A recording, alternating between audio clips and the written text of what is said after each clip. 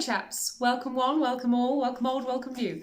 Thank you first off to Carolyn for putting a shout out on her YouTube, Facebook, whichever it was. Can't believe it's Friday here again already. How has it come round so quick? Oh, on the way to work the other day, I saw this really cool, we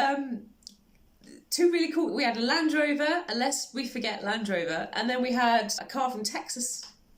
And wow, bless him, the kind chap, his name was Mick, the owner, and he took a picture, bless, for me. So that was nice. Here we go. Right, so we're starting with Saturday, aren't we? So we are harking back to Easter weekend. It was a case of running out the door. So I had a cheese and onion scone from the deli counter at the farm. I took my raw vegetable sandwich with me. That actually was surprisingly really nice. I really enjoyed that.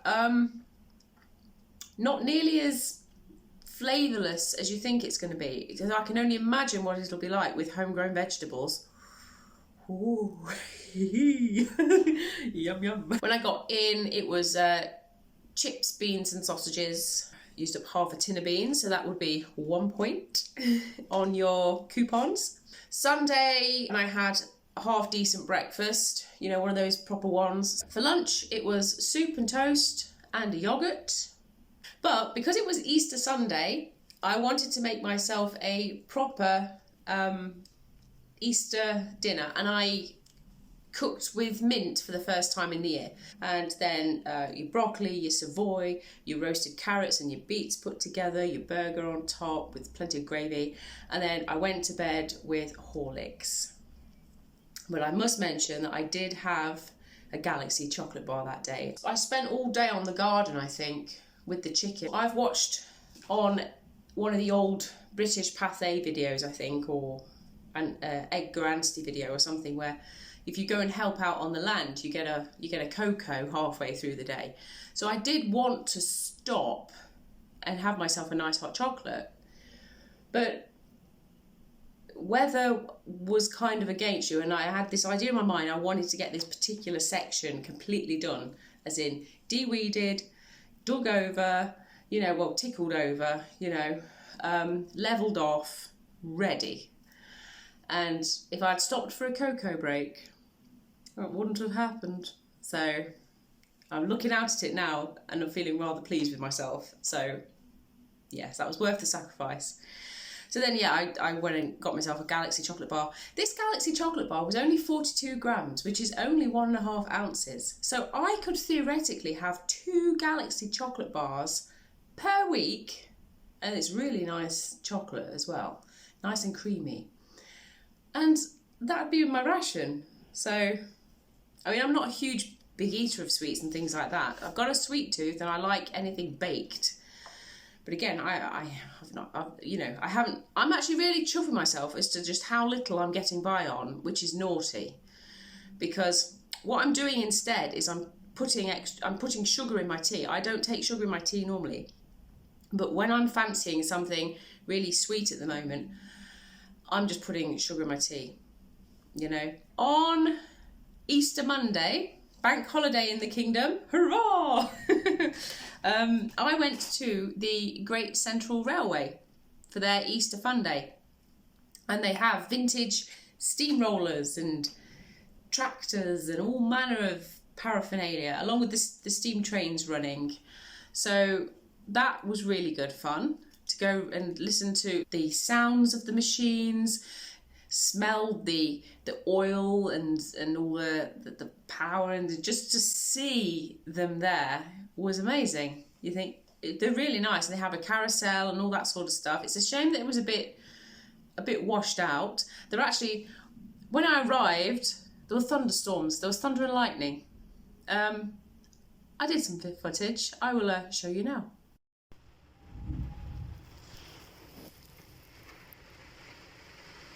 Here we are, chaps. So I was coming to I'm here, ready for the vintage Easter fair carnival thing that they've got on at the local heritage railway station. Just parked up to have a walk in, and it's thunder and lightning. So I'm gonna give it a few moments, and if it gets any better, we're on our way. But if not, I think we might be turning around and having a cup of tea back at home. Oh, I was really looking forward to sitting down with a pint of beer. You know. Look at them lovely daffodils are out.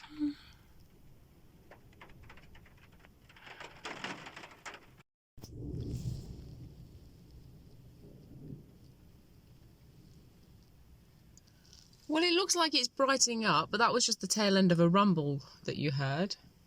Shall we risk it? Looks like the sun's trying to come out. Shall we risk it? Yeah, we'll risk it. Okay. Let's grab the brolly, grab the bag, let's go. Well, you can hear the music in the background, and look, blossoms out. Off we go. It's not too puddly at the moment. So this is the village where my granny was born. My granddad comes from Lincolnshire, and when they got married, it was a choice of, do they buy a house like this, or do they buy the farm? And yeah, my granddad was down the pub Friday night talking to a chap, and who had a farm to sell with no windows in it or anything, an absolute wreck. And he kind of bought it there and then over a pint, and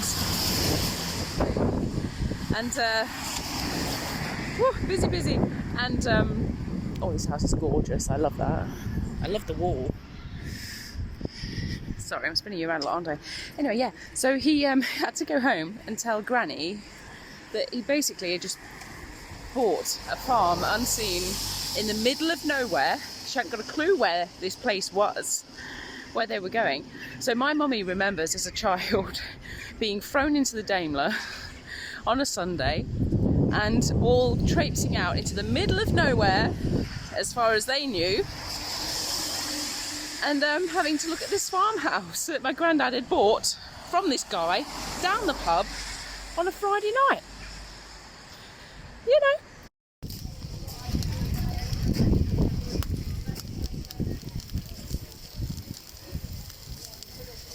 What's the crackling? Just the oil. Oh, it's the oil.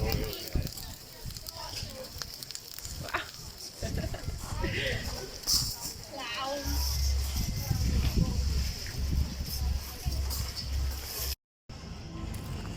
Well, I hope we don't get a raid tonight because the Andersons shut up.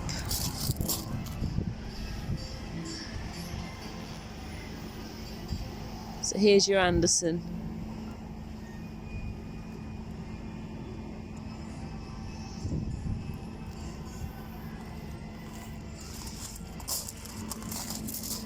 Tell you something, those beds do not look comfy, do they? So that's me. Happy Easter, everyone. Yeah.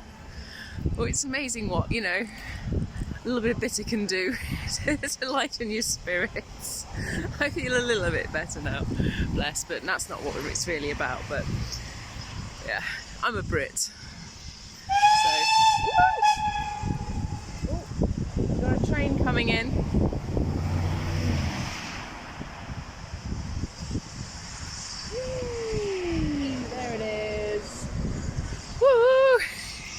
Okay, right, I will see you in the rest of the week. I came back home and I had a bowl of soup and the leftover veg from my Easter dinner the day before. So we're talking carrots, beetroot, stuffing, that sort of thing. I basically packed that into a sandwich and I had a leftover sandwich. I think if I'd had red jelly or like cranberry sauce or, you know, some sort of red currant sauce, that would have made it a lot nicer. But because it's so dry, you just needed that something in there.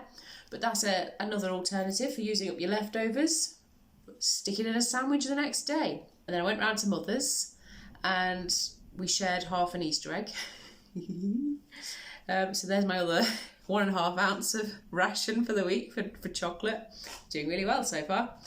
And then, yeah, so then what I did was in the evening with the mash and the Savoy, the greens, the broccoli, that sort of thing, that from the leftovers, I turned into bubble and squeak patties and made that cheese sauce. You know, I spoke about it in my Aldi video.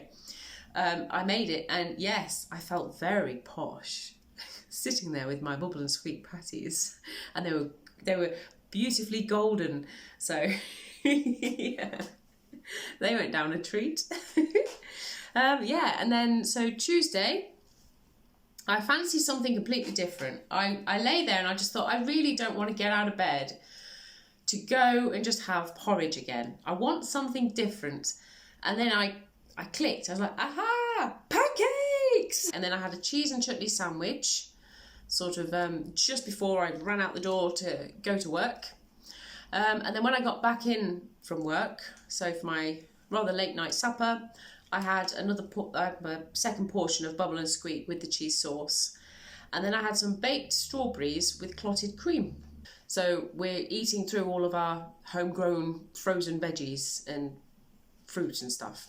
So there's not much, to be honest. It's just a few berries and things like that, but it's still nice to have. On Wednesday, it was toast with margarine jam and juice and yoghurt. So I wasn't in the mood for porridge again that day, so I just replaced it with yoghurt. You know, I mean, it's good. It's got your good healthy fats. It's got your calcium. It's good for keeping your bones in check. And then I made, because I knew I was going to the pub in the evening with my friend Eve, so I knew that would probably involve some sort of nice big plate of pub grub. I thought I'll have something light for lunch. So I made a parsnip and split pea soup with the split peas going into it, so it's added protein. It's not just parsnips with a bit of cream. And I threw in, I had the very last bit of leftover cheese sauce from making the bubble and squeak patties.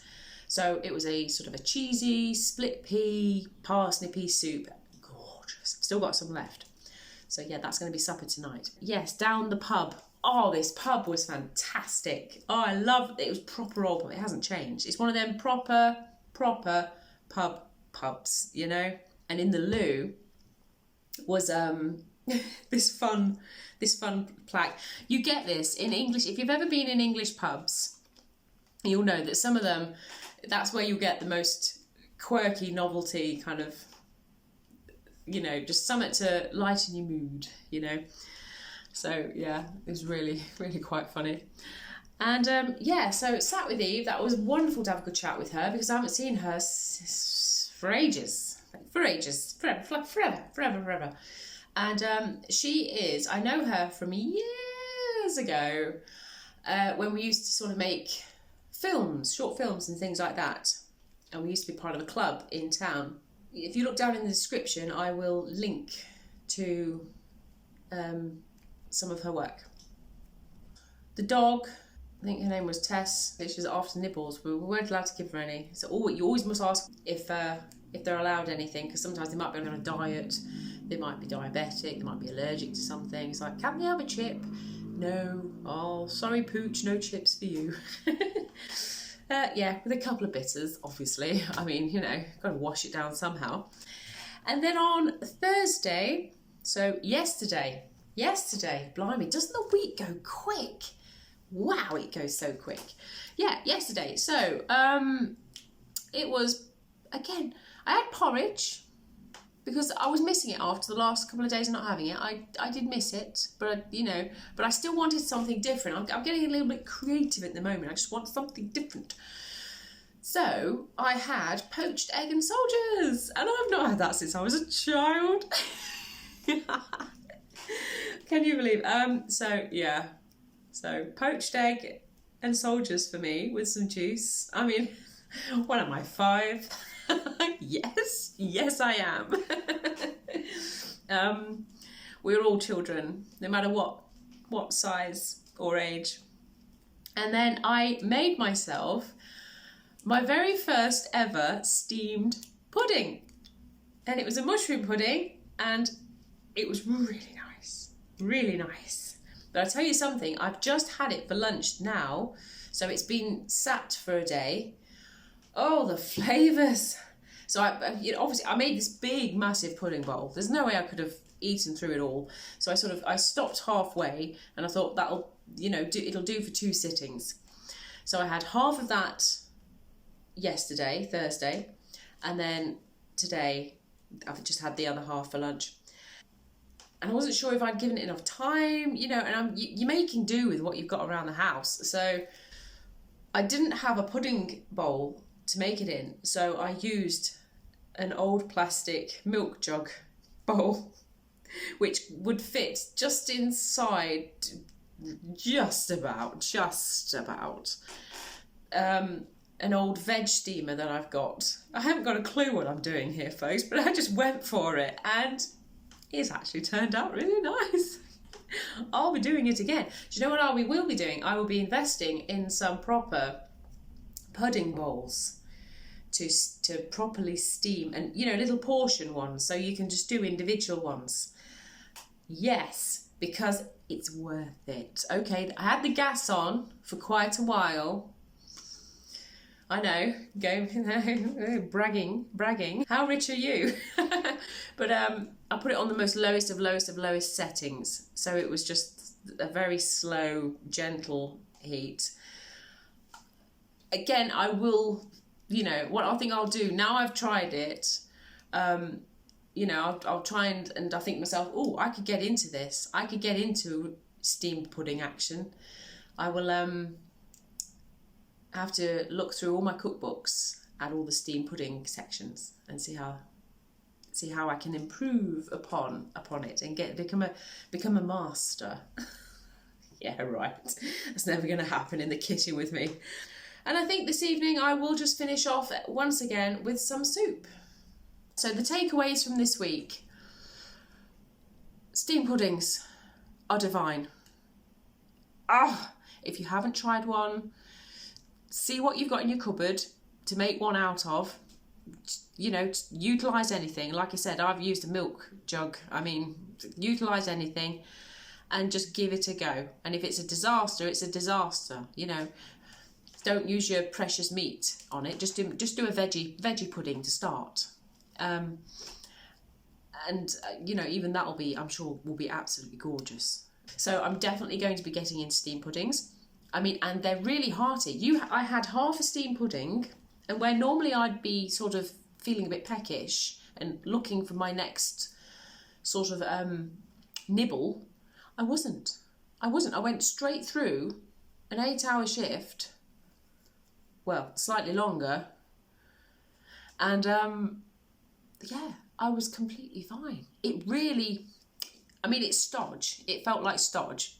You can definitely see where they get the idea from. And if it had been a suet pudding, that would have been really stodgy. You can just imagine. But actually, yeah. So steamed puddings, great. And raw vegetable sandwiches. Putting anything into a sandwich between 2 slabs of bread.